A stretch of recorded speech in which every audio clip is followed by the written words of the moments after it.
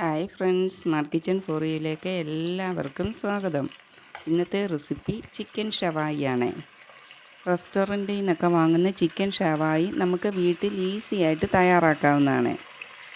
ഞാൻ ഹസീന നാസർ. നിങ്ങൾക്ക് എൻ്റെ വീഡിയോ ഇഷ്ടപ്പെട്ടാലൊന്ന് ലൈക്ക് ചെയ്യാൻ മറക്കരുത്.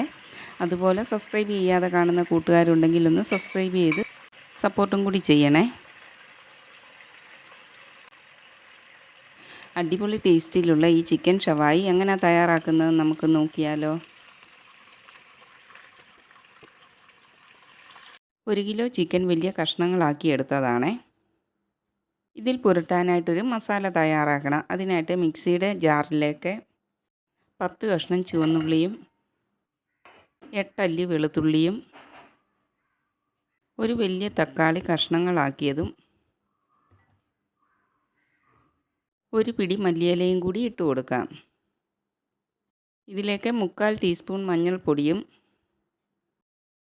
1 ടീസ്പൂൺ ഗരം മസാല പൊടിച്ചതും 1 ടീസ്പൂൺ ഉപ്പും കൂടി ചേർത്ത് കൊടുക്കാം.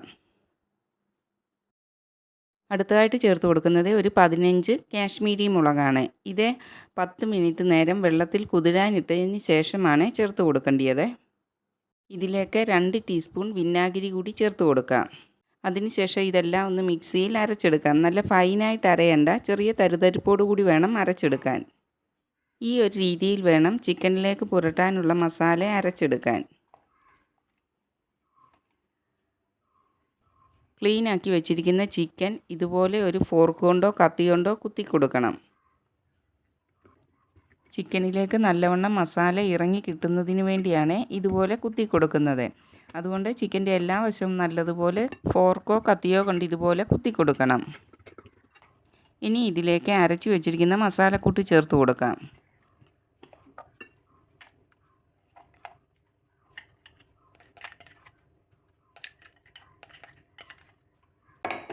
ചിക്കൻ്റെ എല്ലാ ഭാഗത്തും ഈ മസാല കൈകൊണ്ട് തേച്ച് പിടിപ്പിക്കാം.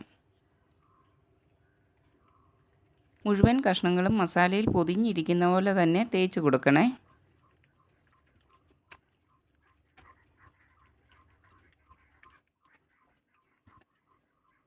2 മണിക്കൂറെങ്കിലും റെസ്റ്റ് ചെയ്യാൻ വെക്കുന്നത് ഏറ്റവും നല്ലതാണ്. ഇനി സമയമില്ലെങ്കിൽ കുറഞ്ഞത് അരമണിക്കൂറെങ്കിലും റെസ്റ്റ് ചെയ്യാൻ വെക്കണം. ചിക്കനിൽ മസാല പുരട്ടി വെച്ചിട്ട് 1 മണിക്കൂറായിട്ടുണ്ട്. ഇനി ഇത് കുക്ക് ചെയ്യാം. അതിനായിട്ട് ഞാനൊരു കുക്കർ എടുത്തിട്ടുണ്ട്. അതിലേക്ക് മസാല തേച്ച് വെച്ചിരിക്കുന്ന ചിക്കൻ്റെ കഷ്ണങ്ങൾ ഓരോന്നായിട്ട് വെച്ച് കൊടുക്കാം.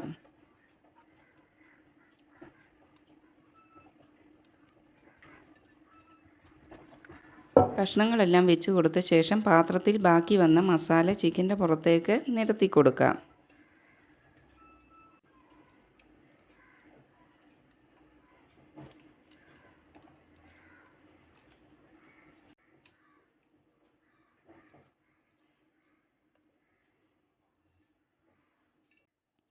ഇനി കുക്കറെ സ്റ്റൗവിൽ വെച്ച് 3 വിസിൽ വരുന്നിടം വരെ വേവിച്ചെടുക്കാം. ചിക്കൻ വെന്ത് വന്നിട്ടുണ്ട്. ഇനി ഇതൊന്ന് ഫ്രൈ ചെയ്തെടുക്കണം. ഒരു കടായിലേക്ക് ചിക്കൻ വറക്കുന്നതിനാവശ്യമായ സൺഫ്ലവർ ഓയിൽ ഒഴിച്ച് കൊടുത്തിട്ടുണ്ട്. കുക്കറിൽ വേവിച്ച ചിക്കൻ കഷ്ണങ്ങൾ എണ്ണയിലേക്ക് ഇട്ട് കൊടുക്കാം.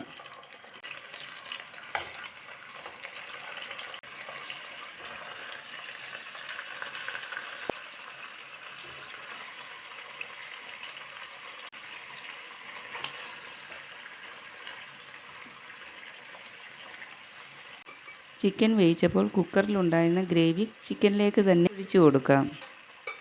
ഈ ഗ്രേവിയിലിട്ട് വേണം ചിക്കൻ ഫ്രൈ ചെയ്തെടുക്കാനായിട്ട്. ഒരു പ്രത്യേക ടേസ്റ്റ് തന്നെയായിരിക്കും അന്നേരം ചിക്കന് കിട്ടുന്നത്. ചിക്കൻ ഒരു വശം ഏകദേശം മൂത്ത് വന്നിട്ടുണ്ട്. ഇതൊന്ന് തിരിച്ചിട്ട് കൊടുക്കാം.